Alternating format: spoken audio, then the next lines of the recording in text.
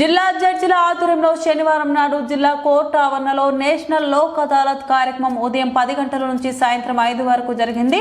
ఇందులో లోక్ అదాలత్ నోటీసులు అందుకున్న బకాయిదారులు 500 మంది హాజరయ్యారు. నోటీసులు అందుకున్న వారు లోక్ అదాలత్ ద్వారా చెల్లించిన మొత్తము ఇంటి పన్ను 27 లక్షలు, కొలాయి పన్ను 32.59 లక్షలు, ఖాళీ స్థలం పన్ను 1.00 లక్ష, ట్రేడ్ లైసెన్సులు 4.50 లక్షలు చెల్లించారు. అలాగే గడిచిన 3 రోజుల్లో లోక్ అదాలత్ ద్వారా నోటీసులు అందుకున్న బకాయిదారుల నుంచి 4.50 కోట్లు నగరపాలక సంస్థ ఖజానాకు జమ అయినది. మొత్తం కలిపి 5.13 కోట్లు వసూలు జరిగాయని కమిషనర్ వైవో నందన్ తెలిపారు. ఈ సందర్భంగా నగరపాలక సంస్థ కమిషనర్ మాట్లాడుతూ లోక్ అదాలత్ ద్వారా నోటీసులు అందుకొని ఇంకనూ బకాయిలు చెల్లించని వారిపై కోర్టు ద్వారా తదుపరి చర్యలు తీసుకుంటామని తెలియజేశారు.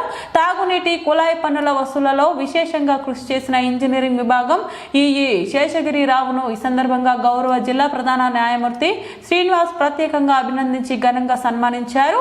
ఈ కార్యక్రమంలో నగరపాలక సంస్థ deputy commissioner Chennudu, municipal standing council Rangarao, నగరపాలక సంస్థ వివిధ విభాగాల అధికారులు, సిబ్బంది హాజరయ్యారు.